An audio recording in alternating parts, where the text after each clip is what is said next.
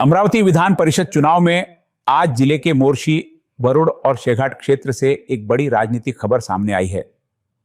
जहां कई जगहों पर मतदान की रफ्तार को लेकर चर्चाएं होती रहीं, वहीं इन तीनों क्षेत्रों ने लोकतंत्र के प्रति अपनी मजबूत प्रतिबद्धता का परिचय दिया है।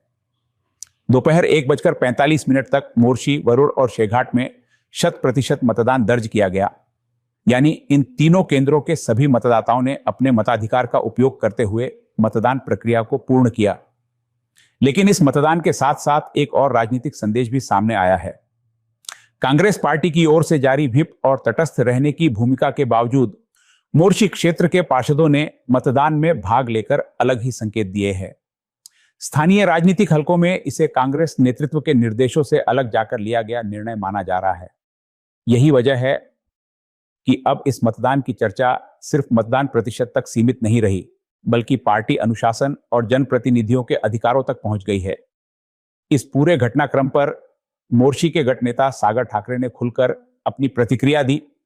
उन्होंने स्पष्ट शब्दों में कहा कि मतदान करना प्रत्येक पार्षद का अधिकार है और किसी भी जनप्रतिनिधि को उसके मतदान के अधिकार से वंचित करना उचित नहीं है।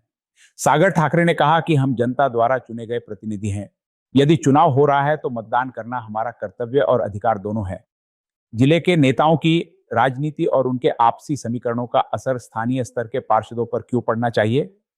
उन्होंने सवाल उठाया कि यदि मतदान का अधिकार दिया गया है तो फिर पार्षदों को मतदान से दूर रहने के लिए क्यों कहा जाए? लोकतंत्र में भागीदारी ही सबसे बड़ा कर्तव्य है और इसी सोच के साथ पार्षदों ने मतदान प्रक्रिया में हिस्सा लिया। मोर्शी, वरुड़ और शेघाट में हुए 100% मतदान ने यह भी दिखा दिया है कि स्थानीय जनप्रतिनिधि लोकतांत्रिक प्रक्रिया को गंभीरता से लेते हैं और अपने अधिकारों के प्रति पूरी तरह जागरूक है। अब इस घटनाक्रम के राजनीतिक मायने निकाले जा रहे हैं। कांग्रेस की तटस्थ भूमिका, पार्षदों का मतदान और सागर ठाकरे का खुला बयान चुनावी चर्चा का केंद्र बन चुका है। फिलहाल मतपेटियों में वोट बंद हो चुके हैं, लेकिन राजनीतिक बहस अभी जारी है। अब सभी की निगाहें चुनाव परिणामों पर टिकी है।